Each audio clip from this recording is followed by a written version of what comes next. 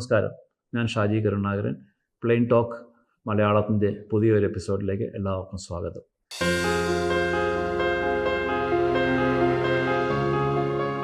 ഇന്ന് നമ്മൾ പ്രതിപാദിക്കാൻ പോകുന്നത് ഫ്യൂവൽ ടാങ്കറിങ് എന്ന എയർലൈൻസ് ഫോളോ ചെയ്യുന്ന ഒരു സിസ്റ്റത്തെ പറ്റിയാണ്. കഴിഞ്ഞ എപ്പിസോഡിൽ നമ്മൾ പ്രധാനമായിട്ടും അൺഅക്കൗണ്ടഡ് ആയിട്ടുള്ള ലഗേജിനെ പറ്റി സംസാരിച്ചിരുന്നു.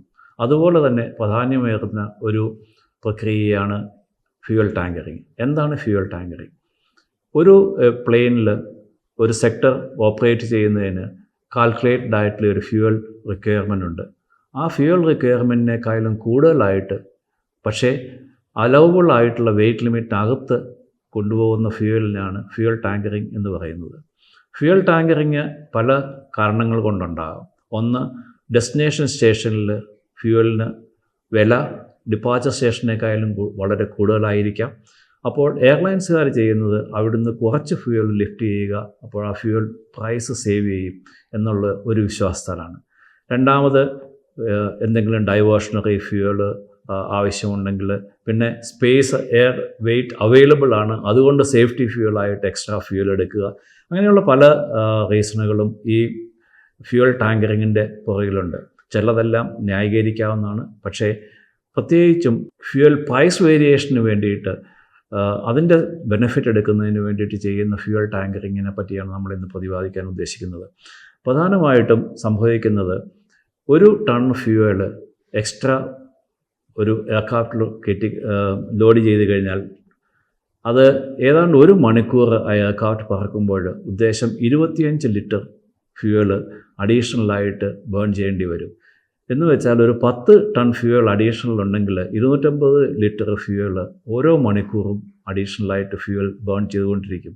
അപ്പോൾ ഈ എയർലൈൻസ് ഉദ്ദേശിക്കുന്ന ബെനിഫിറ്റ് വളരെ നോഷണലായിരിക്കും. എന്നാൽ ലോകത്തിലെ തന്നെ അറ്റ്മോസ്ഫിയറിക് പൊല്യൂഷനിൽ മുൻപന്തിയിൽ നിൽക്കുന്ന ഒരു സിസ്റ്റം, ഒരു ബിസിനസ്സാണ് എയർലൈൻ ട്രാൻസ്പോർട്ടേഷൻ. ഏതാണ്ട് 3% ഗ്ലോബൽ പൊല്യൂഷൻ്റെ കോൺട്രിബ്യൂഷൻ എയർ ട്രാൻസ്പോർട്ടിൽ നിന്നാണ് വരുന്നത്. ഈ 1% അല്ലെങ്കിൽ 0.5% അഡീഷണൽ ഫ്യൂവൽ ബേൺ വരുമ്പോൾ ഗ്ലോബൽ വാർമിങ്ങിനും ഗ്ലോബൽ എയർ പൊല്യൂഷനും വളരെ കൂടുതലായിട്ടുള്ളൊരു കോൺട്രിബ്യൂട്ടറി ഫാക്ടറായിട്ട് മാറും. അതുകൊണ്ട് ഫ്യൂവൽ ടാങ്കറിങ് ഒരു വിധത്തിലും അനുവദിക്കാൻ പറ്റുന്ന ഒരു പ്രക്രിയയായിട്ട് തോന്നുന്നില്ല. അതുപോലെ തന്നെ ഫ്യൂവൽ ടാങ്കറിങ് അഡീഷണലായിട്ട് ചെയ്യുമ്പോൾ നമ്മൾ RTOWയെ പറ്റി, റെഫ്യൂസ് ടേക്ക് ഓഫ് വെയ്റ്റിനെ പറ്റി സംസാരിച്ചിരുന്നു കഴിഞ്ഞ എപ്പിസോഡിൽ. നമ്മൾ പ്രധാനമായിട്ടും റെഫ്യൂസ് ടേക്ക് ഓഫ് വെയ്റ്റിനെ ക്ലോസറായിട്ട് പോവുകയും എയർക്രാഫ്റ്റിൻ്റെ എല്ലാ പ്രധാനമായ ഘടകങ്ങളും, അതായത് എൻജിന്, എൻജിൻ്റെ thruster settings, take off limitations, speed, അങ്ങനെയുള്ള എല്ലാ ഇതും കൂടുതലായിട്ട് ഉപയോഗപ്പെടുത്തേണ്ടി വരികയും engine wear and tyre accelerated ആവുകയും ചെയ്യും. അങ്ങനെ സത്യത്തിൽ ലോങ് റണ്ണിൽ എയർലൈൻസിന് അതൊരു നഷ്ടമാണ്, അല്ലാതെ ബെനിഫിറ്റിനേക്കാളും കൂടുതൽ നഷ്ടമാണ്. ഗ്ലോബൽ പൊല്യൂഷൻ, എയർ പൊല്യൂഷൻ ഉണ്ടാകുന്നു. അതിനപ്പുറത്തേക്ക് ഒരു റെഫ്യൂസ് ടേക്ക് ഓഫ് കണ്ടീഷൻ വന്നു കഴിഞ്ഞാൽ എയർക്രാഫ്റ്റിന് ആക്ച്വലി സംഭവിക്കുന്നത്, കാൽക്കുലേറ്റഡ് ലിമിറ്റിന് ഉള്ളിലാണെങ്കിലും എയർക്രാഫ്റ്റിനെ നിർത്തുന്നതിന് വേണ്ടി ഒരു നിശ്ചിത ദൂരത്ത് നിർത്തുന്നതിന് വേണ്ടിയിട്ട് ഒരുപാട് ബുദ്ധിമുട്ടേണ്ടി വരും. ഇനി അതല്ല, എയർക്രാഫ്റ്റ് ഒരു പ്രശ്നവുമില്ലാതെ ടേക്ക് ഓഫ് ചെയ്യും. അതിൻ്റെ ഡിസൈൻ ഫാക്ടേഴ്സ് അങ്ങനെയാണ്. പക്ഷേ ആ ടേക്ക് ഓഫ് കഴിഞ്ഞിട്ട് ഏതെങ്കിലും കാരണത്താൽ വിമാനത്തിന് തിരിച്ച് ലാൻഡ് ചെയ്യേണ്ട ഒരു സിറ്റുവേഷൻ വന്നു കഴിഞ്ഞാൽ അപ്പോൾ വരുന്നത് മാക്സ് ലാൻഡിംഗ് വെയ്റ്റ് എന്ന് പറയുന്ന ഒരു വെയ്റ്റ് ലിമിറ്റേഷനാണ്. നോർമലി ഒരു എയർക്രാഫ്റ്റിന് take off max take off വെയ്റ്റിനേക്കാളും അല്ലെങ്കിൽ റെഫ്യൂസ് ടേക്ക് ഓഫ് വെയ്റ്റിനേക്കാളും വളരെ താഴെയായിരിക്കും മാക്സ് ലാൻഡിംഗ് വെയ്റ്റ്.